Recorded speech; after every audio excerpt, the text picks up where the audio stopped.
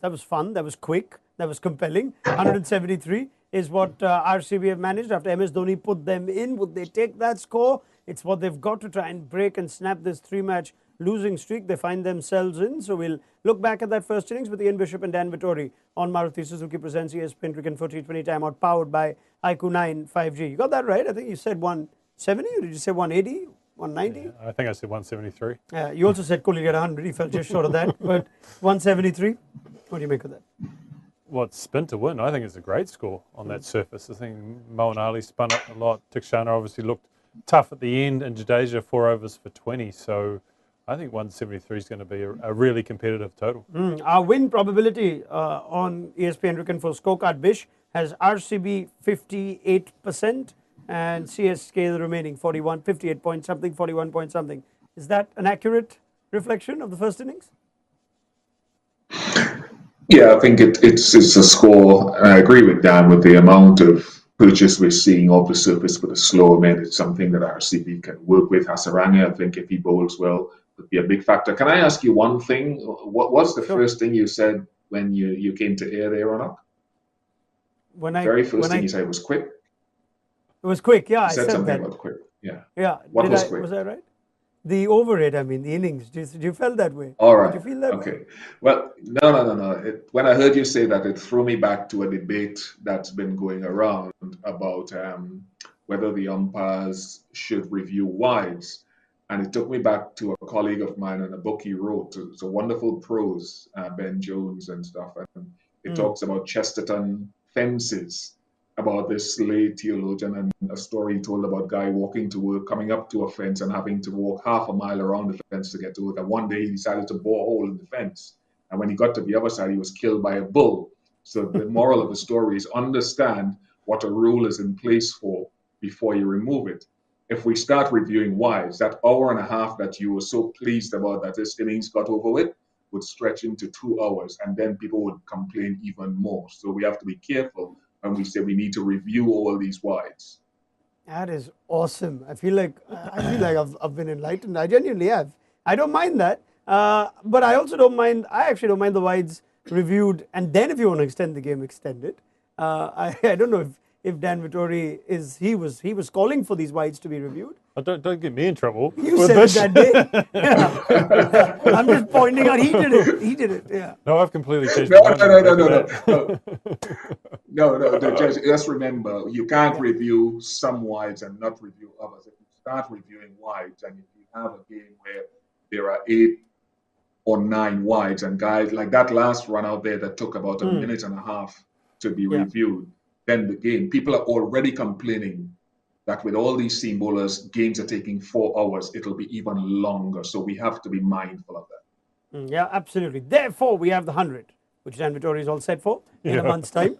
All right. Anyway, no, but there was so much incident, in all seriousness, in this game. Let's start with the opening partnership. I think there'll be a lot of discussion on the Virat Kohli innings, but let's just look back at it.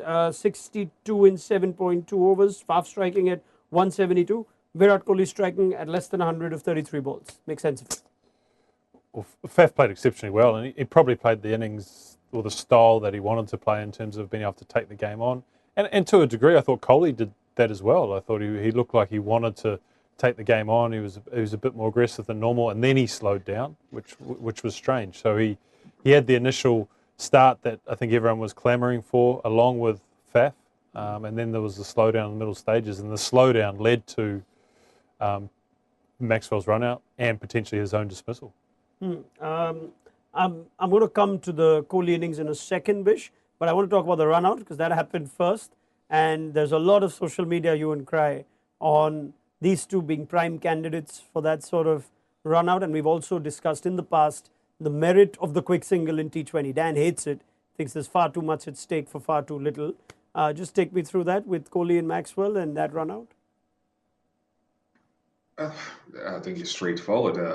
It looked doubtful. Kohli's very quick. He knows Maxwell is also generally quick between the wickets, and it's just a misjudgment. I have no problem with the quick single, to be honest, because when you've got, let's say you've got two powerful boundary hitting teams, right? Two teams on a good pitch, all things being equal, a good surface.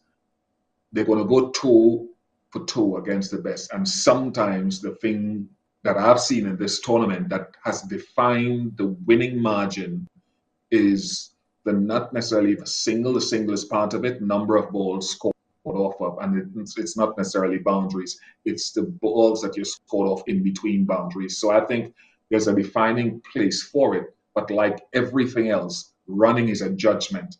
You judge poorly, you get run out, but I think the single is still a defining part of these contests.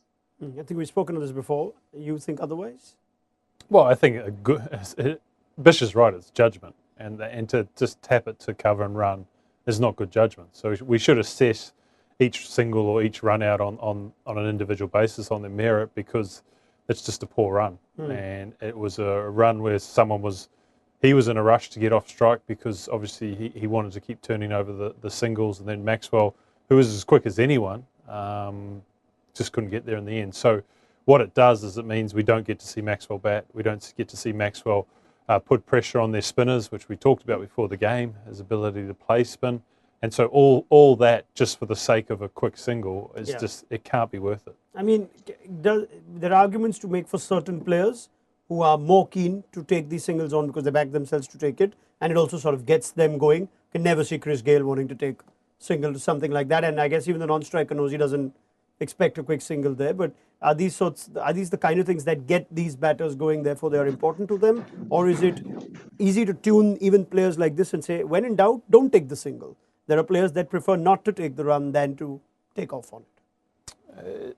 Yeah, I mean, you can make that argument. You see a lot of, I think particularly subcontinent batsmen who just drop and run, and then they get turned away, rather than I suppose other batsmen who may expect the call first from the batsman who's striking. So there's a lot of that, and I don't think when you're intuitive with each other and understand your ability to run between the wicket together, then that makes sense. But sometimes when you come into these franchise leagues, you may have to take a step back and understand that not everyone is on the same wavelength when it comes to running. And Maxwell and Kohli may be a poor example of that, because they've played together for over a year now, and they may have some understanding of how they want to run. But I like long singles, down to long off, long on, deep point. Can I chip in there on that? Yeah, please. I would sort of sum it up by saying a poor run is a poor run. If a run is not run out, you can't get a run out of a run that's not there unless a guy misleads, right? So I think that's a standard. The Chris Gayle point you make is a sort of a dual-edged thing, because Chris, GOAT of T20 batting still, it's going to take a while for people to go past.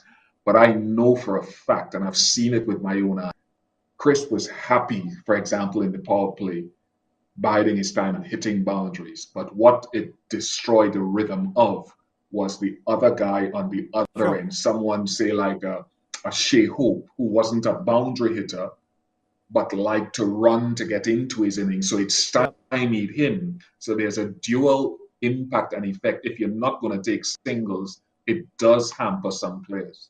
Yeah, all right, fair enough. And I guess, like I said, it's a funny one because these two have been together for so long. So makes sense of it. But Kohli gets involved with a lot of these run-outs. He's been run out himself twice, trying to sneak quick singles. So just the risk-reward conversation is what we're having. You had something to add to that? No. Good. All right. Then let's talk about the Kohli innings itself. I actually scanned through it.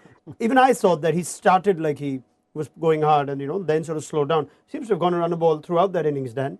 And has actually then eventually, after 29 of 29, seen out 3 or 4 balls of Kohli to eventually be dismissed. Now, what's going on here with Kohli at the back of that 50? Is this now the kind of innings that's costing his side?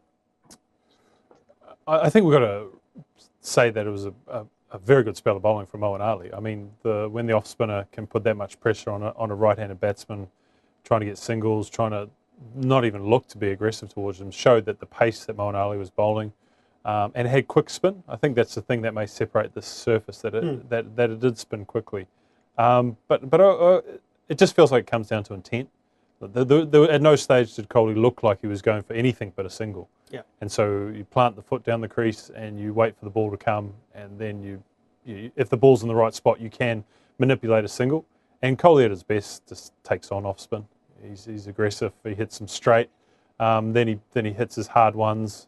So I just think it's all about intent from him. And maybe the loss of the wicket, the run out to Maxwell, just put him back in his cage and thought, I need to bat for an extended period of time. But he's good enough to use his feet to Moeen Ali. Yeah, I mean, at the stage of the run out, he was run a ball 29, Bish, ends up getting dismissed for 30 of 33. Now, is that down to intent, and is Kohli the one setting that? I guess there are not too many people that can tell Kohli at what pace to go, or can they?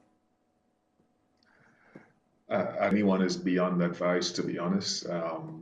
If he didn't go out to run a ball, I sat there watching it.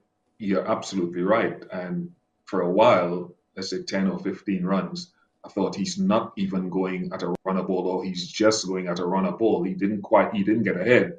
And there wasn't as much intent. He hit that over extra cover of the seamer. And that was when he just went ahead in that point for run a ball, and then he came back. And this is something we've been seeing with Virat, not only this season. I remember this last season, and even sometimes internationally, he fly out. Even when he flies out, he didn't fly out tonight, right? And then he slow down again. So I'm concerned that Ruston Chase got him out in the West Indies series. We saw him getting out to an off spinner in the Test matches. So I'm concerned about, and I'm a Kohli fan. I tune in to watch cricket when Kohli's batting at his best. So it's not a criticism, it's an observation that I am concerned that a number of types of bowlers are getting him out, and he's not getting ahead of a rate. And if you're not getting ahead of a rate and you're going at a run a ball, you need to bat deep into the innings. And he's not deep into the innings either. So those deliveries don't come back to you.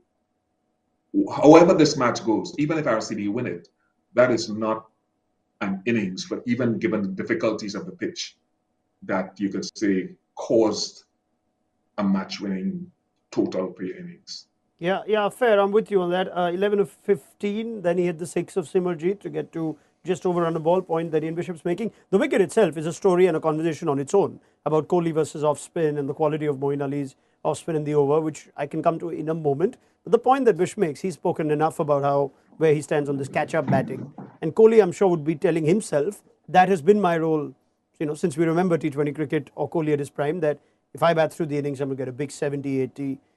Would you want to tell Kohli that getting a 20 of 10 or a 35 of 15 is perhaps more valuable? He need not look for the big innings. It almost seems like he's again trying to play that innings. Does that make any sense?